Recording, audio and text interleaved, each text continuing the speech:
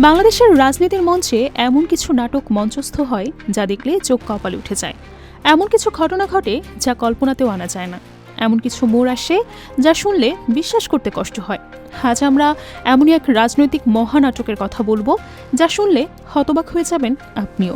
এই গল্পে আছে বিশ্বাসঘাতকতা, আছে প্রতিশোধ, আছে ক্ষমতার লড়াই, আছে অহংকার, আর আছে এমন এক চমকপ্রদ পরিণতি যা রীতিমতো সিনেমার চেয়ে অবিশ্বাস্য। গল্পের শুরুতেই বলে নেওয়া ভালো, রাজনীতি এমন এক খেলা যেখানে দুয়ে দুয়ে কখনোই চার হয় না। এখানে দুয়ে দুয়ে কখনো শূন্য হয়, কখনো বা 100। এখানে আজকের বন্ধু কাল হতে পারে পরম শত্রু, আবার আজকের শত্রু কাল হয়ে যেতে পারে প্রাণের সাথী।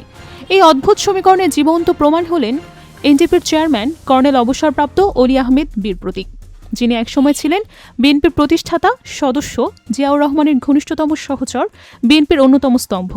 অথচ আজ তিনি দাঁড়িয়ে আছেন এমন এক জায়গায় যা কেউ কল্পনাও করেনি। ইতিহাসের পাতা উল্টালে দেখা যায় 2001 সালে যে জামায়াতে ইসলামের কারণে তিনি বিএনপির সঙ্গে বিদ্রোহ করেছিলেন, আজ 2025 সালে সেই বিএনপির উপর রাগ করে তিনি আবারও সেই জামায়াতের সঙ্গেই হাত মেলাচ্ছেন। যাদের জন্য একদিন তার রাজনৈতিক জীবনে ভূমিকম্প এসেছিল, আজ তারাই তার নতুন রাজনৈতিক ঠিকানা। এটাই ভাগ্যের নির্মম পরিহাস, নাকি রাজনীতির নির্মম বাস্তবতা, সেটাই বোঝা দেয়। এই প্রশ্নের উত্তর খুঁজতে গেলে আমাদের ফিরে যেতে হবে প্রায় 2.5 দশক আগে, যখনই মহাকাব্যিক দ্বন্দ্বের বীজ বপন করা হয়েছিল। সময়টা ছিল 2001 সাল। বাংলাদেশের রাজনৈতিক অঙ্গনে তখন উত্তেজনার পারদ তুঙ্গে। 4 দলীয় জোট ক্ষমতায় আসার দোরগোড়ায়। আওয়ামী লীগের বিরুদ্ধে বিএনপি, জামায়াত, ইসলামী ঐক্য জোট আর জাতীয় পার্টি মিলে যে জোট গঠন হয়েছিল, সেই জোটের ভেতরে তখন চলছে আসন বন্টনের তীব্র দর কষাকষি।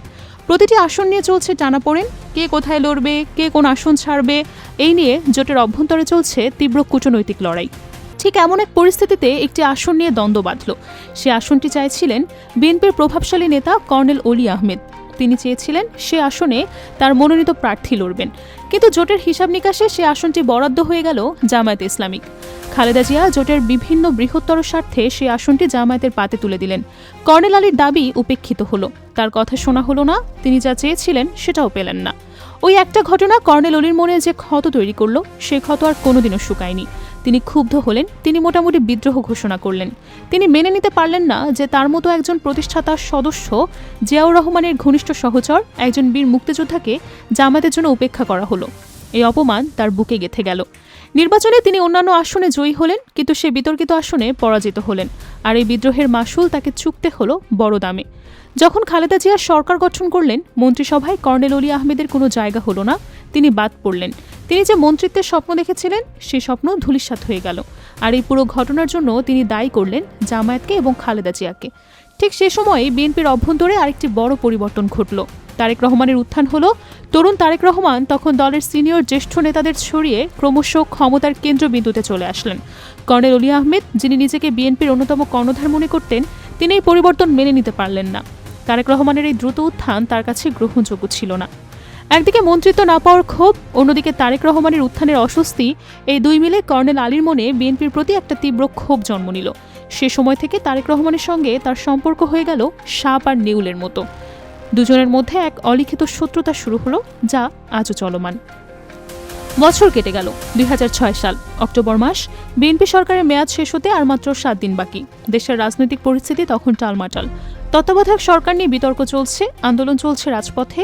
ঠিক এমন এক সংকটময় মুহূর্তে কর্নেল অলি আহমেদ এমন একটি কাজ করলেন যা বিএনপির ইতিহাস একে কালো অধ্যায়ে তৈরি হলো। 22 অক্টোবর 2006। এই দিনটি বিএনপির জন্য ভয়াবহ একটা দিন।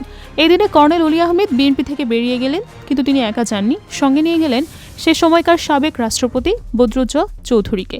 আর সেই দুই নেতা মিলে গঠন করলেন নতুন রাজনৈতিক দল লিবারেল ডেমোক্রেটিক পার্টি বা এলডিপি। শুধু তাই নয়, কর্নেল অলি যখন বিএনপি ছাড়লেন, তখন তার সঙ্গে বেরিয়ে গেলেন বিএনপির 3 জন মন্ত্রী, যারা তখনও দায়িত্বে ছিলেন। সঙ্গে গেলেন 29 জন সংসদ সদস্য। বিএনপির ইতিহাসে এমন বড় ভাঙন আর কখনো দেখা যায়নি। একসঙ্গে এত বড় একটি দল বের হয়ে যাওয়া বিএনপির জন্য ছিল একটা বিশাল আঘাত। এলডিপি গঠনের পর কর্নেল অলি তার পরবর্তী চাল চাললেন। তিনি হাত মেলালেন বিএনপির চিরশত্রু আওয়ামী লীগের সঙ্গে, শেখ হাসিনার সঙ্গে। গঠন করলেন মহাজোট। যে বিএনপিতে তিনি জন্ম দিয়েছিলেন রাজনৈতিকভাবে, সেই বিএনপির বিরুদ্ধে তিনি দাঁড়ালেন আওয়ামী লীগের পাশে।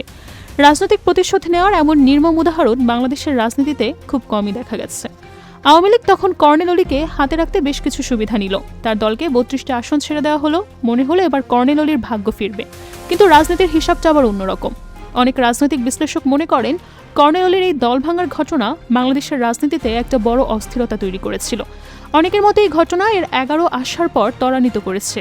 দেশ যখন একটা গভীর রাজনৈতিক সংকটে নিমজ্জিত হলো, তখন অনেকে কর্নেল অলির এই পদক্ষেপকে সেই সংকটের অন্যতম কারণ হিসেবেই দেখলেন।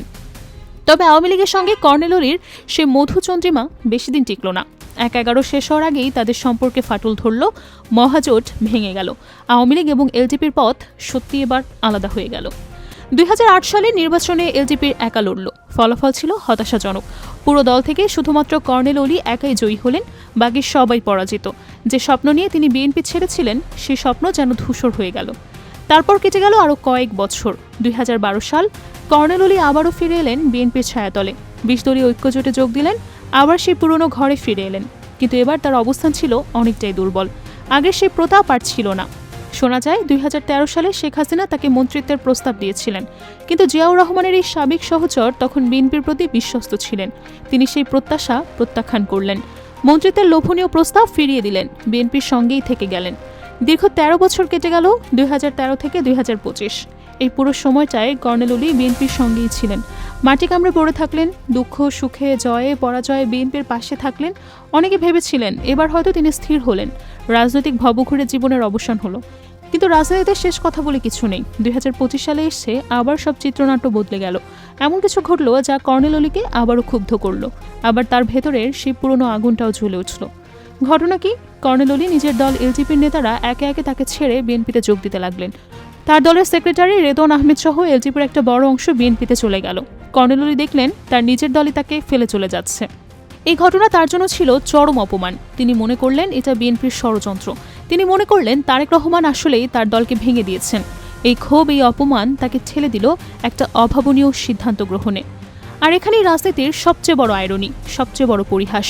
কর্নেল অলি এবার বিএনপিকে শায়েস্তা করতে তারেক রহমানকে শিক্ষা দিতে হাত মেলালেন জামাত ইসলামের সঙ্গে। হ্যাঁ, 24 বছর আগে তার জীবনে ভূমিকম্প এসেছিল যাদের জন্য, যাদের কারণে তিনি মন্ত্রিত্ব হারিয়েছিলেন। আজ সেই জামায়াতই তার নতুন মিত্র। এটি কি বিশ্বাসযোগ্য? এটাও কি সম্ভব? হ্যাঁ, রাজনীতিতে সবই সম্ভব। এখানে অসম্ভব বলে কিছু নেই। যাদের মাধ্যমে শত্রুতার সূত্রপাত হয়েছিল, যাদের জন্য ইতিহাস বদলে গিয়েছিল, আজ তারাই পরম মিত্র। গলায় গলায় ভাব। কিন্তু এই গল্পের আরেকটি মোড় আছে, আরেকটা টুইস্ট আছে। সেটা হলো তারেক রহমানের ভূমিকা। কদিন আগে বিএনপির ভারপ্রাপ্ত চেয়ারম্যান তারেক রহমান লন্ডন থেকে এক ভিডিও বার্তা দিয়েছিলেন। সেই বার্তায় তিনি জামায়াতে ইসলামীকে ইঙ্গিত করে ব্যঙ্গ করে বলেছিলেন যে একটি দল তাকে আমরা 71-এ দেখেছি। তার উদ্দেশ্য ছিল পরিষ্কার, জামায়াতকে আবারও সে 71-এর ফ্রেমে বন্দী করা, তাদের কোণঠাসা করা, রাজবদর বলে তাদেরকে গালি দেওয়া। তারেক রহমান ভেবেছিলেন এই কৌশল জামায়াতকে দুর্বল করবে। তারেক রহমানের সেই বক্তব্যের ঠিক পরপরই যা ঘটল সেটা অবাক করা বিষয়। সে দলের বিরুদ্ধে তিনি 71-এর অভিযোগ তুললেন। সে দলেই একে একে যোগ দিতে শুরু করলেন খেতাবপ্রাপ্ত মুক্তিযোদ্ধারা। একটু থামুন, পরিস্থিতিটা একবার ভেবে দেখুন। তারেক রহমান বলছেন জামায়াত 71-এর বিরোধী শক্তি, আর সেই জামায়াতে এখন যোগ দিচ্ছেন খেতাবপ্রাপ্ত মুক্তিযোদ্ধারা। রাজনৈতিক বিশ্লেষকরা বলছেন এটি সাধারণ কোনো ঘটনা না, এটি একটি ঐতিহাসিক মোড়। এটি জামায়াতের ক্ষমতায় যাওয়ার পথে সবচেয়ে বড় বৈধতার সনদ। মুক্তিযোদ্ধারা যখন জামায়াতে যোগ দিচ্ছেন, তখন জামায়াতের বিরুদ্ধে 71-এর অভিযোগ তোলাটা কঠিন হয়ে যাচ্ছে। কর্নেল অলি আহমেদের কথায় আসা যাক, তিনি বীর প্রতীক, বিএনপির প্রতিষ্ঠাতা সদস্য, একসময় প্রতাপশালী মন্ত্রী। তিনি আজ বিএনপির ওপর ক্ষুব্ধ হয়ে জামায়াতের সঙ্গেই জোট করেছেন। তবে ভেতরকার খবর হলো জামায়াত এলজেপিকে একটি বেশি আসন ছাড়বে না। আর এটাই কর্নেল অলির জন্য একটা বড় বাস্তবতা।